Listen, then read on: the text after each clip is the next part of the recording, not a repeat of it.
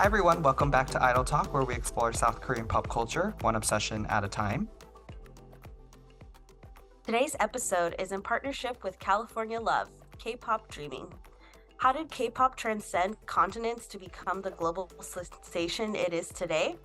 Host Vivian Yoon shares the history of how the genre came to dominate the charts and explores her own story of what it means to be a Korean American today. Listen to California Love, K-Pop Dreaming from LEE Studios, wherever you listen to podcasts. Hello to our listeners today. My name is Nathan and I'm your host. Hey everyone, I'm Ashley, and I have an update from the Boys Planet Part 2 episode that was released last week. I put out a poll on Spotify asking if you all thought that the show results, the final lineup, was manipulated, and the results are still pending, but it's 50-50 right now. Wow. Ooh. Yeah. So maybe public trust in Mnet is not fully there yet. Not fully It's there, but almost also not fully lost, because I'm sure if you did that poll Right. like 2 years ago, it'd be way worse. That's true. Ooh. Anyways, Chris? Hey everyone, I'm Chris. And I haven't updated us post Coachella, but I had a chance to see DPR Ian and DPR live, like at Barricade at Coachella, and it changed my life. And I've been so obsessed with DPR Ian ever since then. I've Cool. like completely fell into their rabbit hole, and just they for sure are a not to miss. They're very good and very charismatic performers. So you got a close-up of his shirtless body? His shirtless body with his tattoos. Although I think some tattoos were temporary tattoos from what it looked like. That's But the yeah, vibe. it was. It was. I didn't Temporary realize. tattoos, that's fine, again- you know? Yeah. Changing it didn't up every realize that- couple months.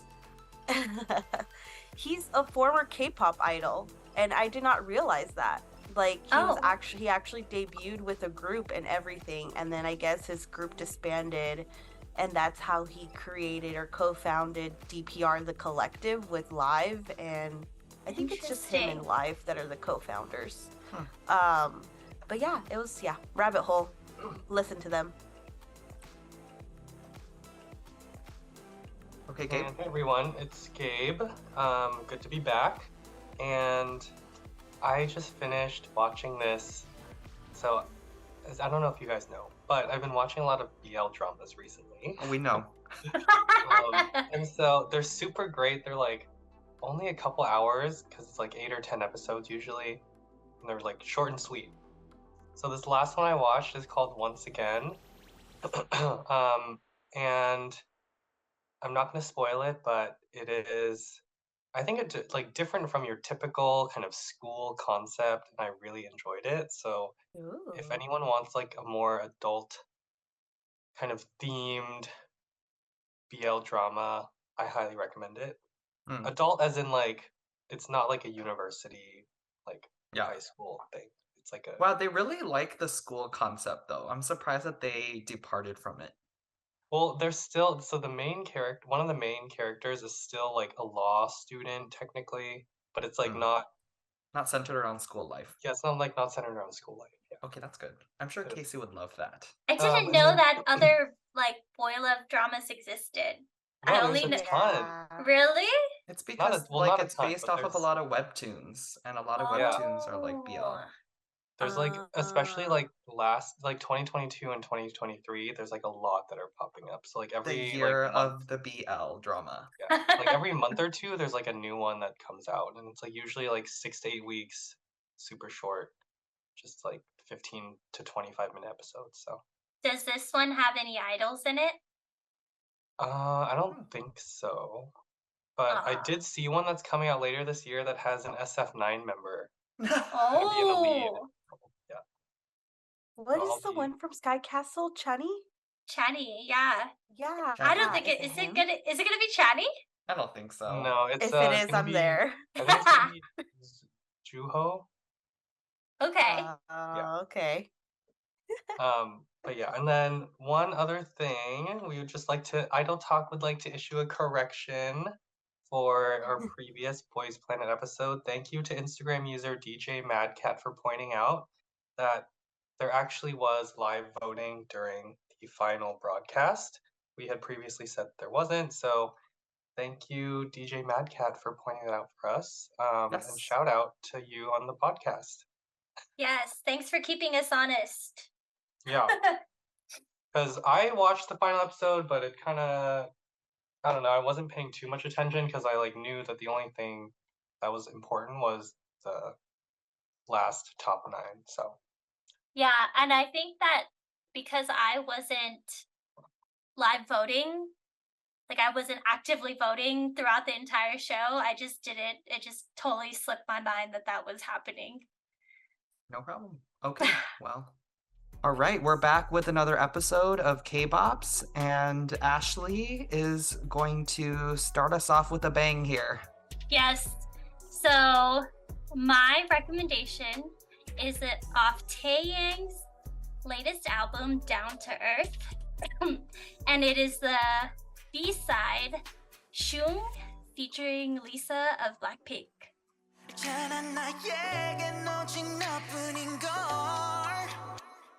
너에게로 달려가는 중 람보르기니보다 빨리 슝 도착지는 언제나 you I'm like shoo 너에게로 달려가는 중 Don't you worry I'm coming soon 네가 좋아하던 나의 tune like shoo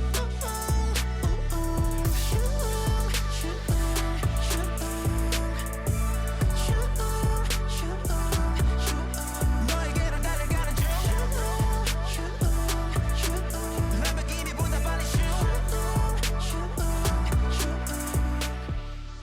Shoong was released on April 25th, and like I said, it has Lisa from BLACKPINK.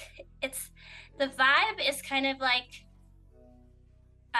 modern hip hop. It's categorized as a light hip hop anthem, and it's about how they'll run as fast as a car just to get back to their partner.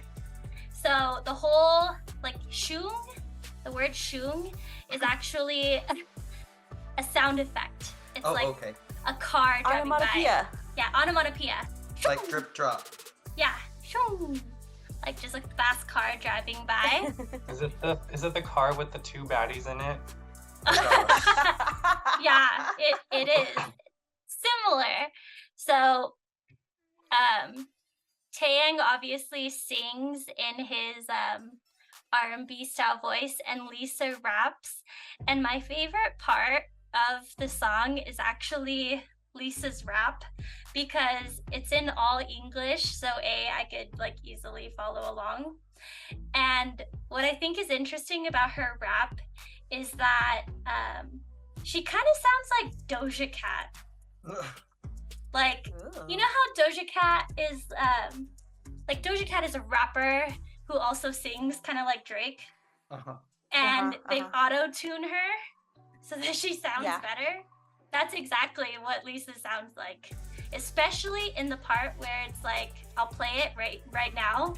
Yeah, you pull up in a Lambo that drip that shit like candles, and I lose my grip with a handle, and I choose you over the bendo. I swear, it sounds like Doja Cat. Totally singing auto-tune. What's interesting about this, the release is, so they came out with a music video. It's car theme. Choreography is really good. It's all car theme, they're shifting gears and body rolling in the chorus. Taeyang did a stage of this song, and I think it was he's only done one stage on one music show. And I think it was around the time when BLACKPINK was at Coachella, so Lisa obviously wasn't there. And he only performed his song.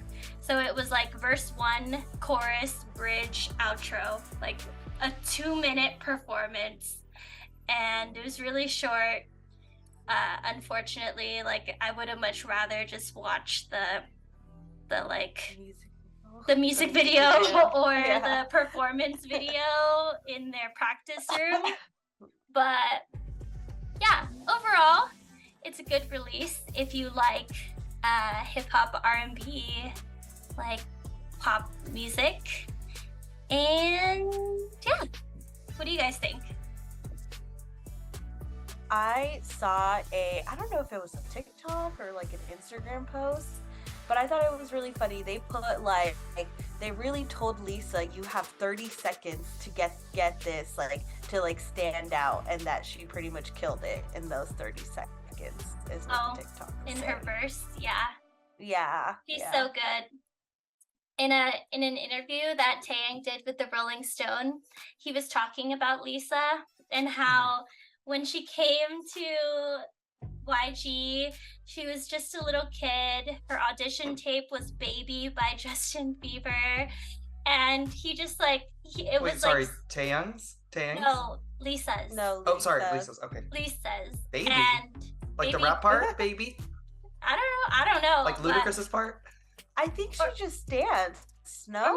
Or maybe she sang. Sing. I don't know, but she performed Baby by Justin Bieber. And he said that it was so endearing, and ever since then he's been like rooting for her because she's so cute. Aww. That makes a lot of sense. And so when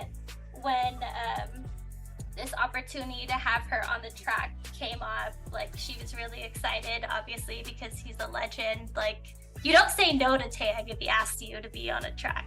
True. And yeah, so it's like probably a full circle moment for her. Was Shoong not the title track? Is it Vibe? But then Vibe was a pre-release. So was that also the title track of the album? Like, what is the title track? I think the title track is Vibe.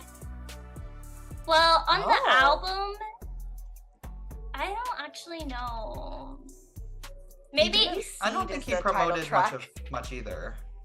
Yeah, he didn't do much promotion. So Shoong obviously Vibe was released prior to the album, and then Shoong was released with the album. So I guess you could say it was like Vibe was a pre-release and Shoong was the title.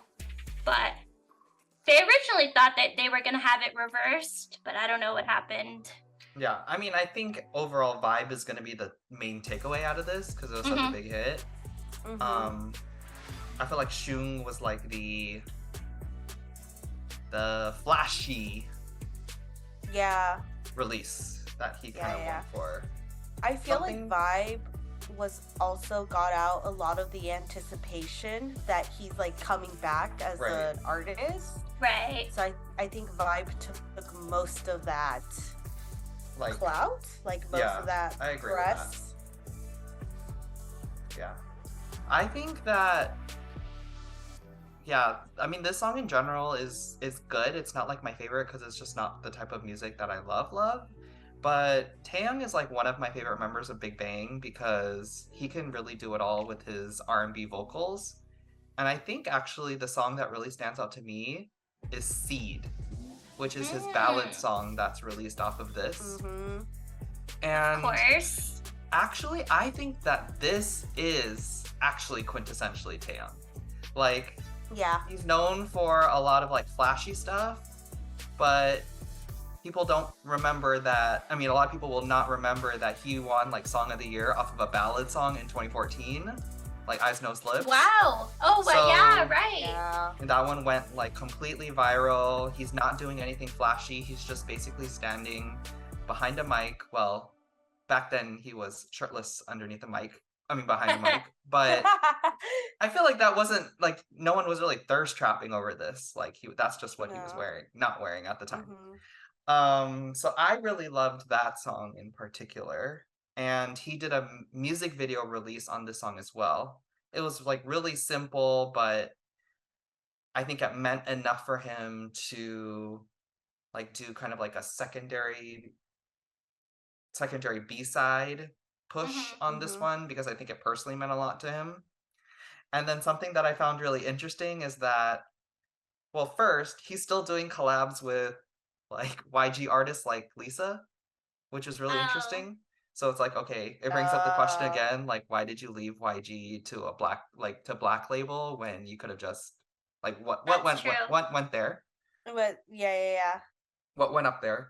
But then this also, because he is part of the Black Label, it also brought up new opportunities for him to collab with different artists.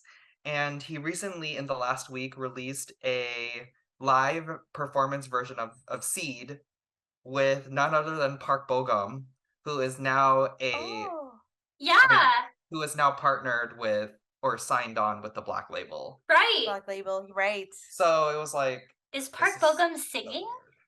No, Park Bogum is No, playing I the think- piano. Yeah. Yeah. But That's in his so fan meets sweet. before, he had played the piano and he had sung before. So that man is multi-talented, not just an actor kind of thing. Wow, Renaissance man. Our sweet love. Yeah. I need to see that. Yeah, it's really good. It's giving Chanyeol and Dio. Bit, you know, partnership there, but it's like really strange because you see like Park Bogum as like this very wholesome, soft boy vibes, like mixed with Taeyang, who can do a lot of the He's like a buff. hardcore buff. Yeah.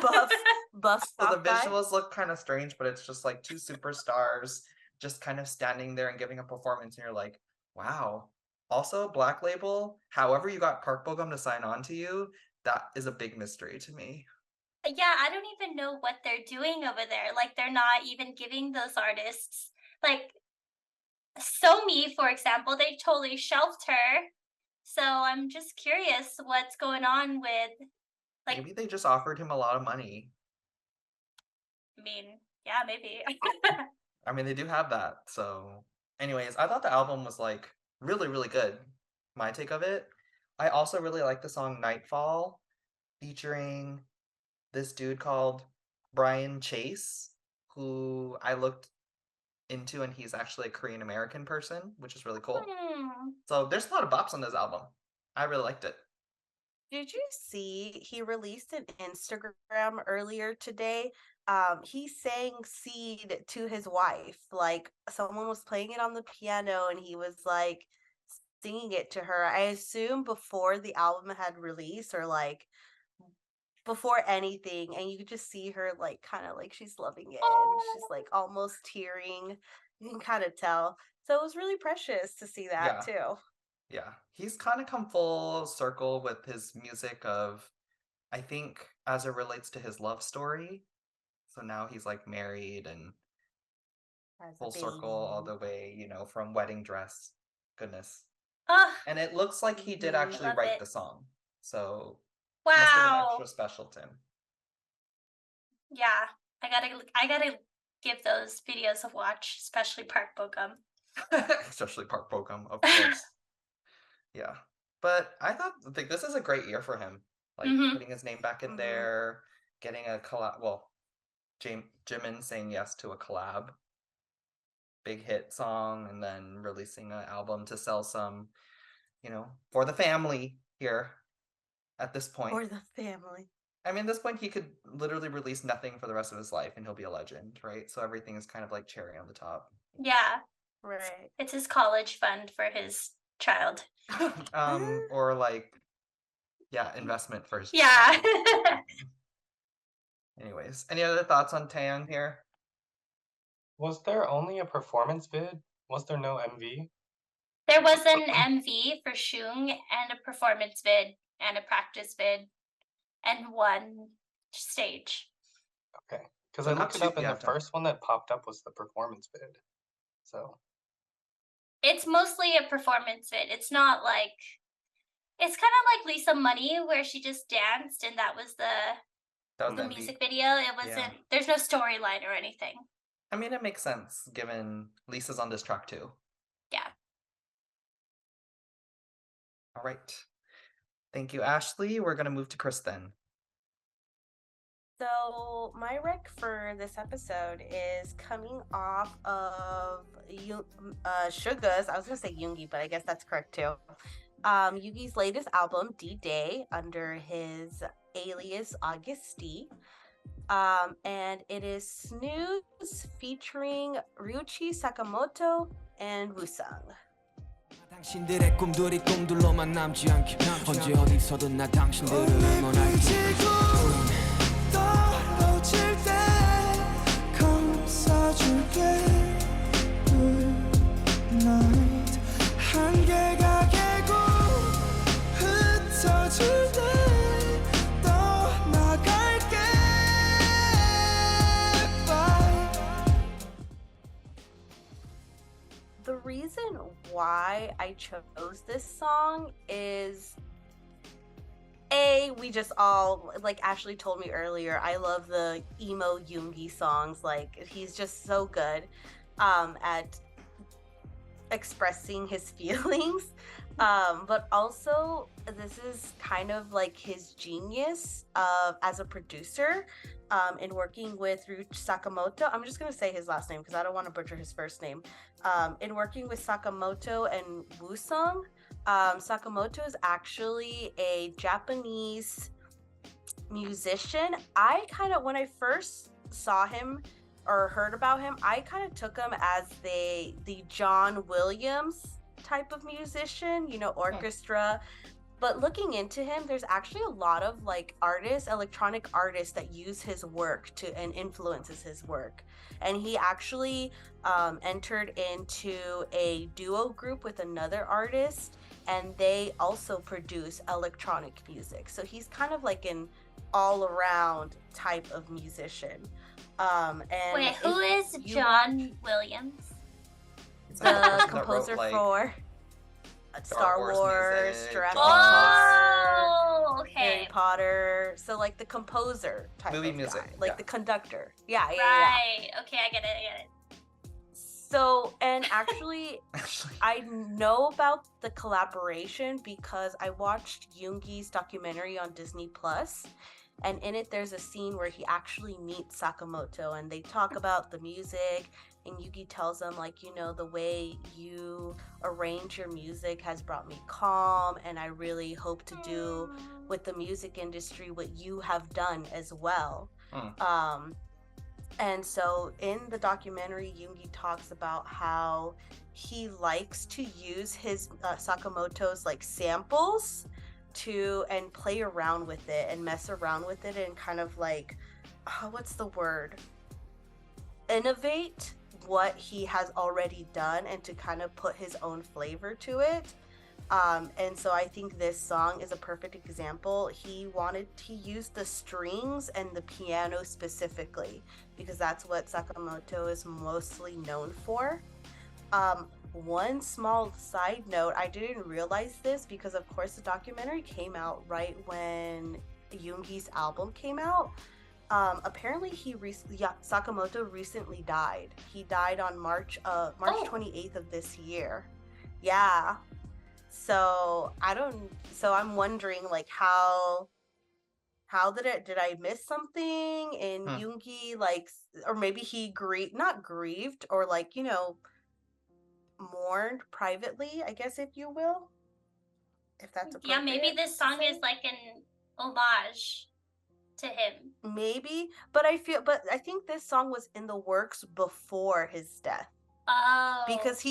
Because in the documentary he talks about this song, and the documentary was filmed over 2019, 2020, and since 2019, the overall composition of D-Day as the album. So you see him like while they're filming in the soup, there's a scene in there of him working on these songs.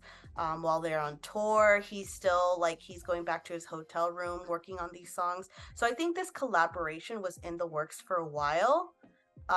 So it's just like I didn't realize that until I was looking into this song earlier this morning, and I was like, oh my gosh, he just recently passed. So I really like it because, like I said, you hear the undertones of the strings and the piano in this, and then of course you have Woosung, which is another collaboration that kind of not caught me off guard, but I also didn't really anticipate it or see it happening. And so I think Woosung kind of does equivalent to what IU did for People, where it's a really emo song, but he also adds kind of like a sweetness to it. in a way, Mm. not like a female vocal type of way, but he does add a sweetness to it. So just all that wrapped together, I just think this is a great produced song by him.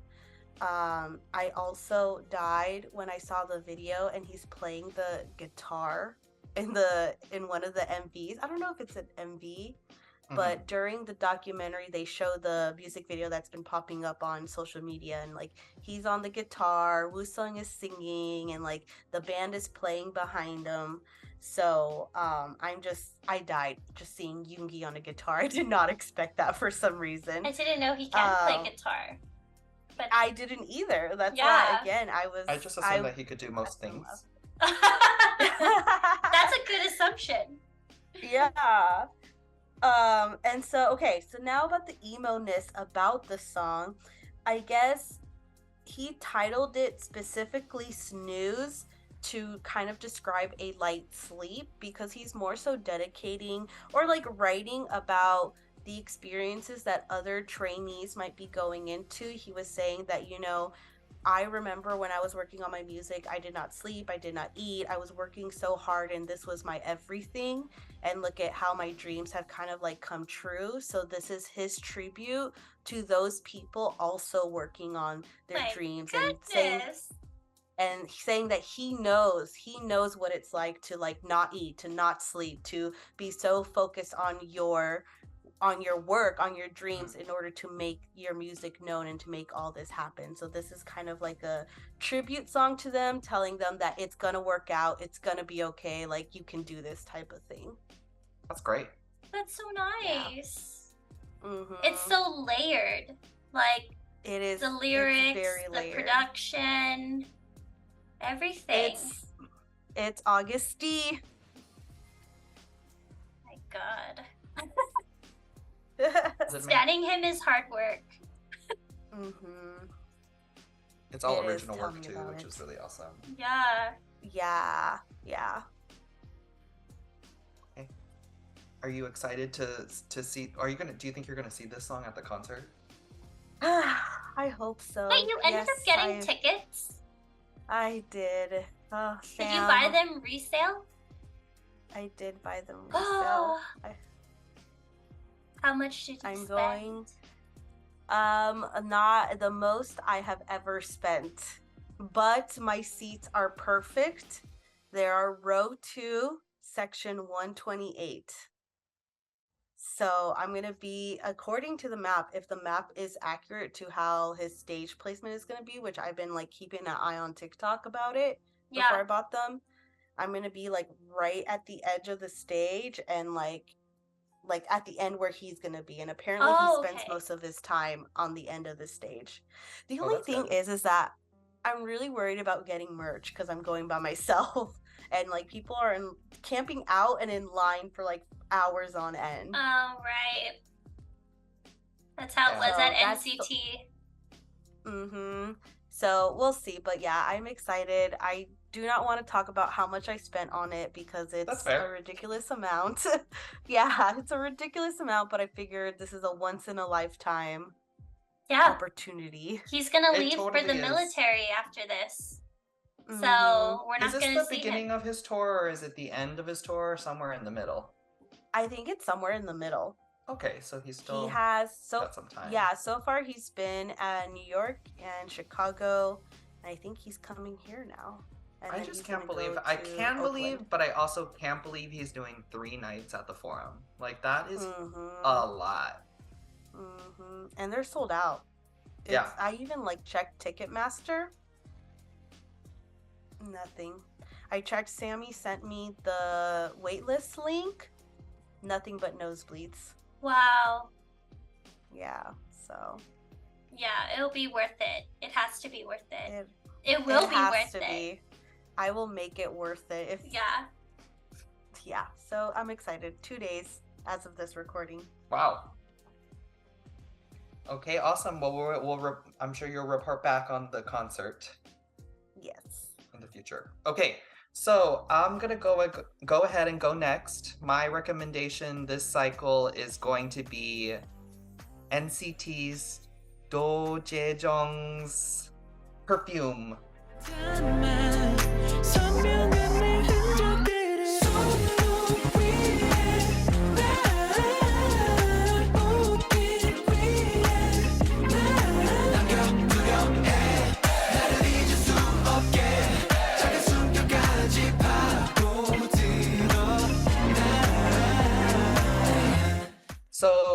Perfume was released on April 17th in 2023. It is NCT's new subunit. I wouldn't really consider this like another quote-unquote subunit traditionally like NCT, but it's more like the subunit that just the group was always meant to do, even if they weren't like a subunit group already, if that makes sense to anyone. Yeah. So traditionally, SM groups that do pretty well, or basically every SM group has had a subunit that has come out of the original group. So we can think of Girls' Generations, TTS, or EXO's CBX, or Red Velvet's Irene and Seulgi. So this is just the latest installment. I mean, Super Junior has one, like, so this goes on for generations and generations. So this is NCT's 3-person unit. So DOJAEJUNG, Jaehyun, and Jungwoo have proven themselves to the SM producers. They've proven themselves in terms of their popularity and their talent, and they were chosen for these 3. I truly think that when NCT debuted, no one like really knows who the unit is going to be, who the chosen unit is going to be. Yeah. Right? So I think over time, after they assess like, okay, like what jives in together in terms of vocals and like performance stuff, how has the public responded to these 3 people individually determines who gets this spot. I think that the 3 that were chosen are pretty well deserved. Yeah. Yes. Even though they have a lot of choices to choose from. But they can't choose like someone from probably not Mark or Haechan because they're doing too much. Right. They can't choose like, I don't know, wavy members for the most part. I would have chose Haechan. I would have chosen Haechan too, but you know, the boy was busy. He was touring around at the time. Tour. Yeah. Yeah, he was on tour. So I think that if they were to all come from 127 and they weren't in Super M already and they weren't double booked with Dream, I think these are the 3 that there's not very many left. There actually aren't that many choices, but at the same time, I think DOJAEJUNG, Jaehyun, and Jungwoo have proven themselves to be worthy of these 3. Like one I of think the the only ones that are left out are Yuta, Tae, and Johnny. I also wouldn't put it past SM to like just throw Mark into another thing. That's true. That's true. Infinite debuts. Infinite debuts. I think traditionally the 3 units have also all been very vocal heavy. Mark has really good vocals too, but in any case, I think that this is well deserved. You know, great subunit choice. I think something that stands out about Perfume, and I was reading some of the reviews online about what people thought about the song, was that it was a departure from 127's hip-hop and experimental sound, and it was really just like a solid pop song with really strong vocals, harmonies, acapellas. It was catchy. A review site called this silky smooth, which I agree with. And I think it's because they don't have a rapper. They can't do normal 127 stuff. Yeah. Yeah, I have some thoughts about that. Okay.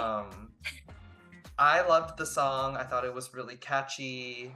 It was so easy to listen to. It's easy to repeat.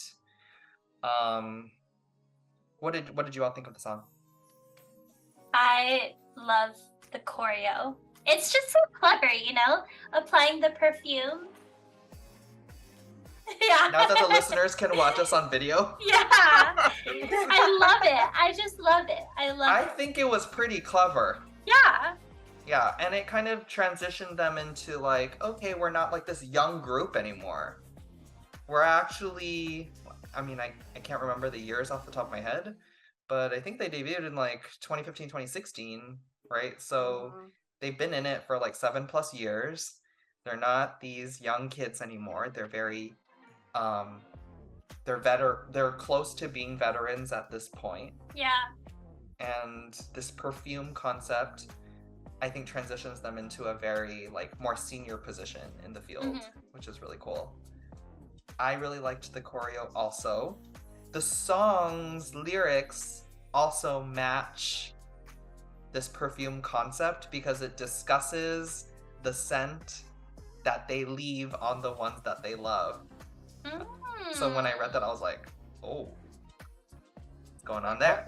Hasn't there been another NCT song that discusses like scents? I feel like we've talked about it. I can't think of it off the top of my head. I don't know what I could think of as hot sauce. That's true. Yeah, the But first one this- that came to mind was vampire, but I don't think that's right. Oh no, maybe that is the one. Vampire. Oh, like favorite? Yeah. Yeah, favorite is what I meant, not vampire. You know, vampire concept. Yeah. So yes, I thought that was interesting. They're really like doubling down on this perfume scent and they were working hard to promote too. Like they were on music shows up through last week. Yep. Which that's a lot, I think, for these days. Which was They did almost 2 full weeks. They did. I mean, if they were on Music Core last week and they released on April 17th, so it was like 3 weeks at least. So that's a lot. They also came up with a full EP, so it's not just Perfume. They came up with six songs. Some of the other songs that I really liked on the album were Kiss and Strawberry Sundae, which was really interesting. And yeah, I thought that the overall album was really good. Heavy vocals, which is what I love from NCT. 3 really solid dancers. Also, like I think that if you're going to be in this 3-person subunit, you have to have basically it all. And they picked 3 people that were very well-rounded. I mean, San's rap, but I don't think that was what they were going for. So, like I love Till to Death, but like, you know, not as well-rounded as. No. Oh yeah. Excuse you, Ashley. He's not. As you know, the 3 here. So he went to go support them though, which was really interesting, and did a TikTok challenge with them. Yeah. Taeyang also went. I mean, I think a lot of people went to go support their showcase, the opening showcase, which was really cool. I love that. From other groups too. So, anyone else have I any have a thoughts on question. this? Yeah. I have a question. Why do you think that they decided to go with the name NCT DOJAEJUNG instead of just NCTU? Because isn't that normally the tradition? Like, is this a permanent? I think that's the tradition for NCT. Like, if it was a random unit, then it would be U. But I think that this is more of an SM tradition. So they always go with their first syllable of their name. And then it's always like Chen Bekshi, right? Is that correct, Ashley? CBX. CBX. Yeah. So CBX was like first syllable of their first names or stage names. Okay. Yeah. Yeah. Gotcha. NCTU is normally like they don't really produce albums. Like they don't take the same group and produce a full album. It's normally just like a couple singles. One song into 2020, one song into 2021. Right. Yeah. Gotcha. Okay. So this was like their full subunit release. They also came out with like a new Instagram handle, for example. Oh, okay. So it was like a full-on, like, I assume that they will have more comebacks as the 3 of them. Yeah. Gotcha. Yeah, not just like one-off hits. Gotcha. And no people will be subtracted or added. Right. You know, so, or, you know, I mean, they might surprise me. In any case, I really like this release. I thought it was really strong. It showcased what their strengths are in the larger NCT universe and put them into like one together. So it felt really good. And I thought that in general, people really felt positively about this release. Not polarizing, not like a 2 baddies or a kick it. Yes. What else am I missing? Sticker, Cherry bomb, sticker, Punch. Like the list goes on and Cherry on. bomb. Gosh, yeah, exactly. So Perfume, sweet, silky. Anyways, okay, we're gonna move on to our last track, and Gabe's gonna wrap us up.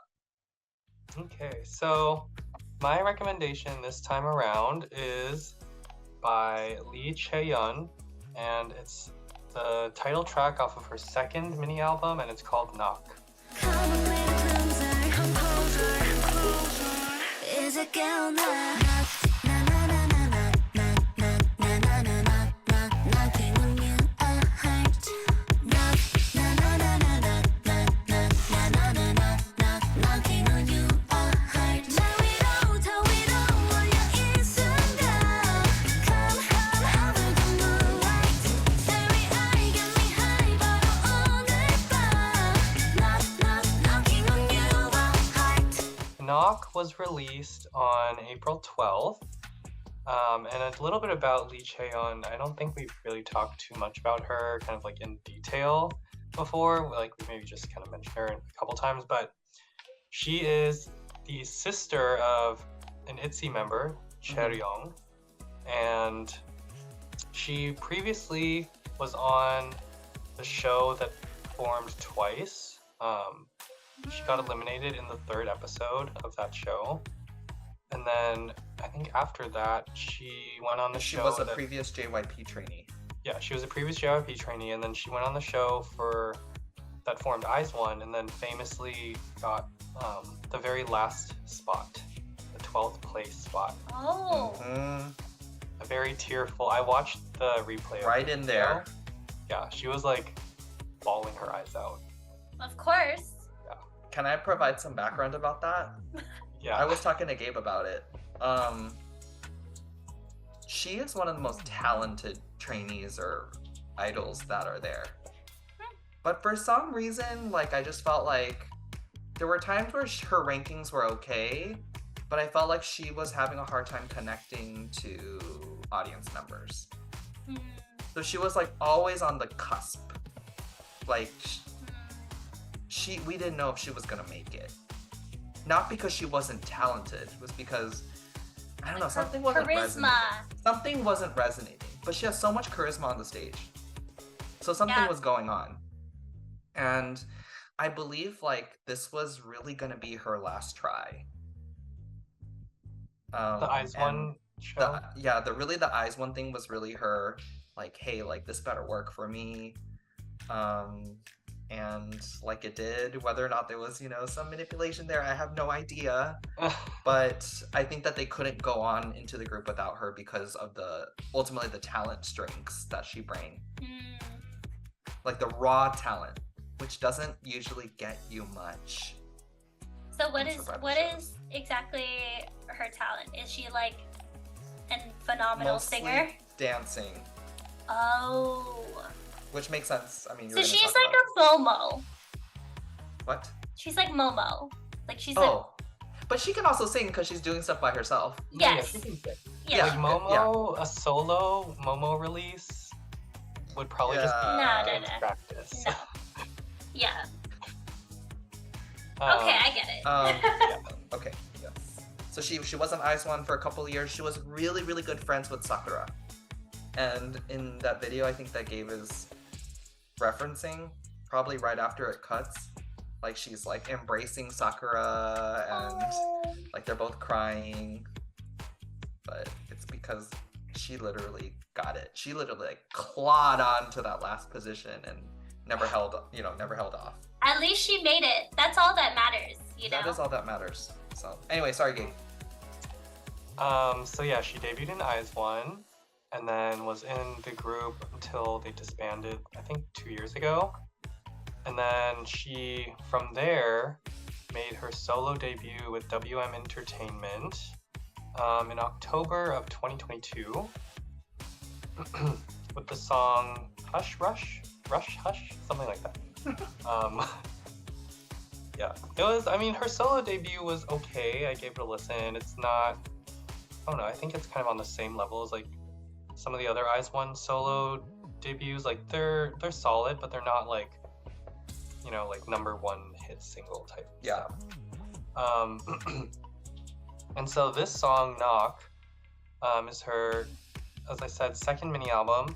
It's a kind of a lighthearted song about trying to like get the attention of someone you're interested in. Like the lyrics are like knocking on your heart Mhm. in the chorus, which is like, you know, it's like cute and like kind of like a young love concept. And then the interesting thing is the dance challenge was actually how I heard about this song first. Yeah. Just like watching like TikTok, Instagram Reels, and apparently the dance challenge was really difficult, the original one that she released, and so the fans were complaining. And so then she like made an easier version for the Wait, fans. So Too the hard. easier version is the one that is like super simple, huh? No, Oh, that's why there's two versions, because the one that I like, so I'll share it on Instagram or something, but like the dance challenge that I really like is with a Japanese backup dancer, Yumeki. That one ain't easy. And that's the original Yeah, I choreo. was gonna say That was not that easy. did not. Yeah, because in her caption it says hard version. And That's so just the normal version. I thought that meant That's the like normal version. they're going hard. Oh, they're going hard on their performance. Yeah, I didn't know that meant like this is the harder version. And the reason why I like that version is because it has like so much more energy. And when you watch the other versions, it's like just like it's so It's for the masses. I know it is, but For like Mm-hmm. the people who can't dance. it It's doesn't not gonna match be a the candy vibe. challenge. I Okay. know, but it doesn't match the vibe of the song. Oh, I see what you're saying. Like the hard version like really goes in. Well, But yeah, the- because that's the original choreo. it makes sense now. It makes sense now. which speaks to she's the dancer. Like she is a dancer. Yeah. So the original choreo dance challenge, I saw that. I was like, oh, that's kind of difficult. And then the fans complained. She made an easier version, and then The fans complained. The fans complained again, and then she had to make an even easier one. Hey, Eyes One's dancer, that was her. So So the video you might be referencing, Ash, with the like no energy, that might be like the second easier. The easiest one. easy level. Yeah, it really gives no energy.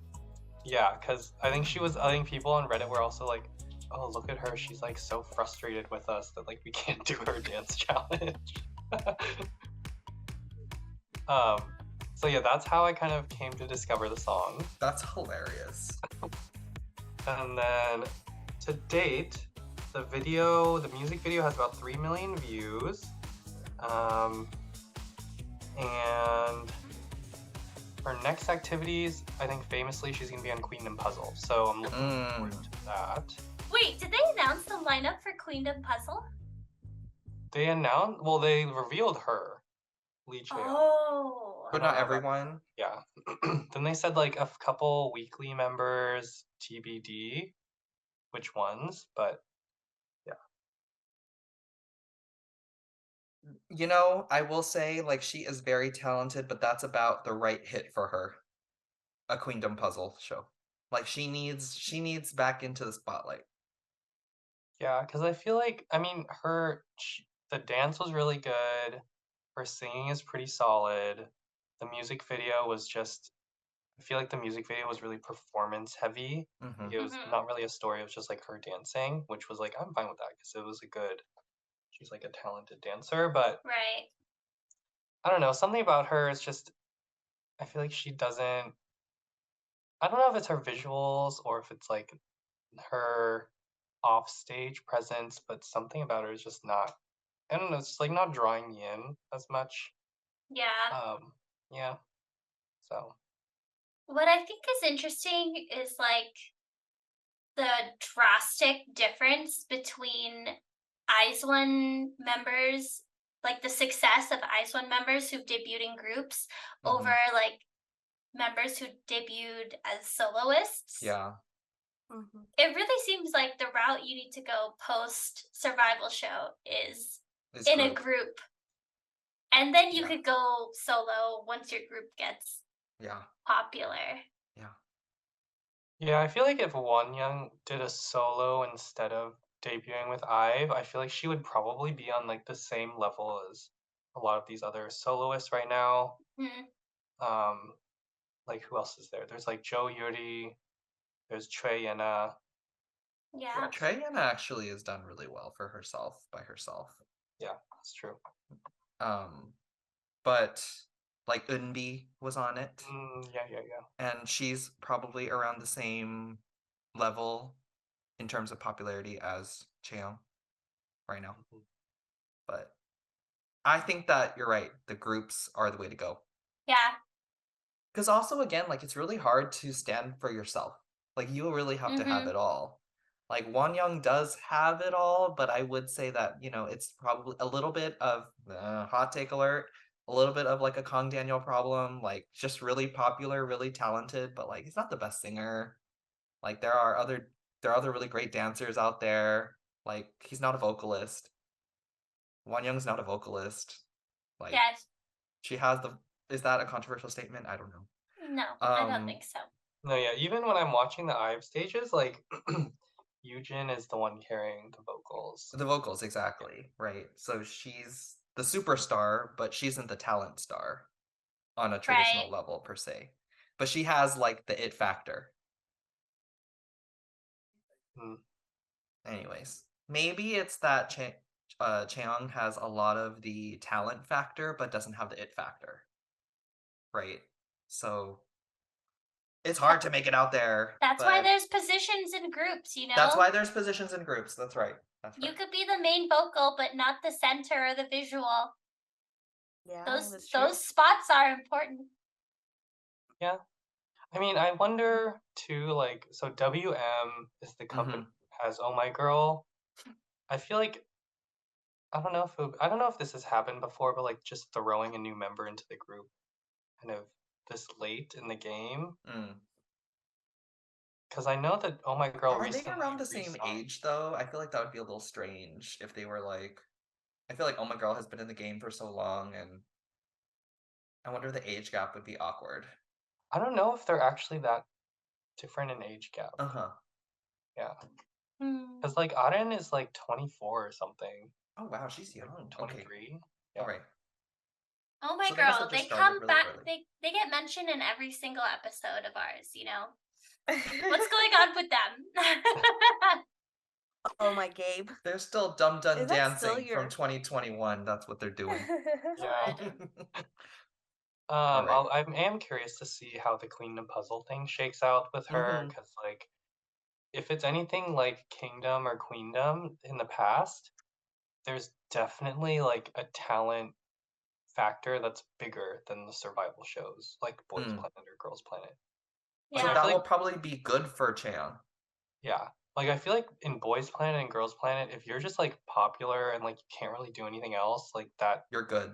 that kind of carries you. Yeah, it does. Like there's like a baseline level of like singing and dancing that you need to be able to do, and then beyond that, I think there's diminishing returns. Right. But then with Queendom and Kingdom, the whole concept is like being super extra with performance. Right. So I think it'll serve her well, honestly. I think that's that'd be great for her, I think. That type of show. Yeah. Okay, well, we'll soon find out. When does the show premiere? In the summer? Oof. I Must don't know. be in They the still next have to couple of announce months. like a bunch of people, right? Yeah, and the concept of the show is that they're going to take people from different groups and then put them into like a experimental group, right? Yeah, so they like compete to be in the experimental group. I don't know if people are going to Right. get eliminated or not. I feel like probably not. But We'll see. Yeah. All right. Well, only time will tell. Okay, oh, thanks the to our variety show starts it starts in June. in June. Oh, so Ooh. it's coming up. Coming up. That's Very exciting. soon. That is just next Very month. soon. That's Yeah. exciting. Okay. All right, so we'll definitely give that a watch when it comes out. Thank you to our listeners for tuning into this episode. We are on Instagram at Idol Talk Pod. Please rate, review, and subscribe to us on all of our major podcast directories and streaming platforms. Feel free to send us any feedback or content requests or corrections. idoltalkpod@gmail.com. We also have our content directory, idoltalkpod.uwu.ai, where you'll see previous episodes categorized, playlists, song recommendations, concert and K-drama reviews, and information about us as hosts. And it could be found in the description of our episodes here. And until next time, we'll talk to you all later. Goodbye. Bye. Bye. Bye. I'm Vivian Yoon. Listen to K-Pop Dreaming from LEE Studios. I grew up in Koreatown in the 90s, and my friends and I could not get enough of K-pop. Do you remember SES? Yeah. Yes. Come true. So how did the music that only Korean and Korean Americans listen to become a global cultural force? And what role did LA and Koreatown play in K-pop's rise? K-Pop Dreaming. Listen wherever you get your podcasts.